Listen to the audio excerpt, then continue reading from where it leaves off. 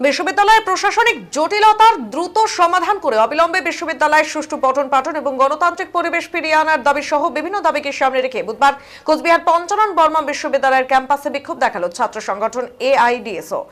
অপ্রত্যক্ষ রাজনৈতিক দ্বন্দ্বে চরম অচলাবস্থা তৈরি হয়েছে কোচবিহার পঞ্চানন বর্মা বিশ্ববিদ্যালয়ে। মাঝে মাঝে বিশ্ববিদ্যালয় কাজকর্ম বন্ধ রেখে যেমন অবস্থান আন্দোলনে সামিল হতে দেখা যায় এই বিশ্ববিদ্যালয়ের অধিকাংশ শিক্ষক কর্মচারীদের, ঠিক একইভাবে এই বিশ্ববিদ্যালয়ের উপাচার্যের বিরুদ্ধে সরব হয়ে বিক্ষোভে সামিল হতে দেখা যায় ওই বিশ্ববিদ্যালয়ের একাংশের পড়ুয়াদেরও।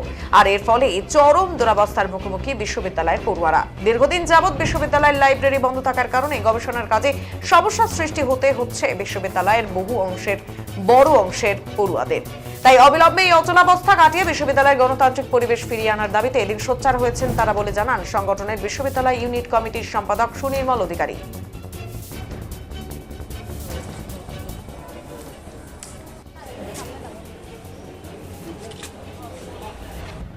আমরা দীর্ঘদিন থেকে দেখতে পাচ্ছি আমাদের কোচবিহার পঞ্চানন বর্মা বিশ্ববিদ্যালয়ে একটা অচল অবস্থা তৈরি হয়ে আছে।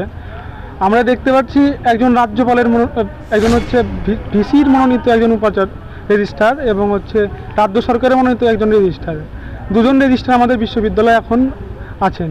আমরা আসলে বুঝতে পারছি না আমাদের এক্সাক্ট রেজিস্ট্রারকে, এবং আমরা দেখতে পাচ্ছি ভিসি এবং রেজিস্ট্রারের এই যে দ্বন্দ্ব চলছে দীর্ঘদিন থেকে, এর ফলে একটা বিশ্ববিদ্যালয়ে একটা অচল অবস্থা তৈরি হয়ে আছে।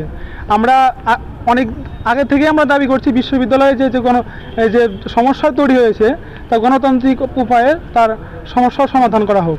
এছাড়া আমরা দেখতে পাচ্ছি বিভিন্ন কারণে আমাদের বিশ্ববিদ্যালয়ে একটা অচল অবস্থা তৈরি হয়ে আছে। বিশ্ববিদ্যালয়ে যে কর্মচারীদের আন্দোলন, তাকে কেন্দ্র করে আমরা দেখতে পাচ্ছি আমাদের যে বিশ্ববিদ্যালয়ের যে লাইব্রেরি সেটা দীর্ঘদিন ধরে বন্ধ। আমাদের গবেষকরা, ছাত্রছাত্রীরা সেই লাইব্রেরিটা ব্যবহার করতে পারছেন না।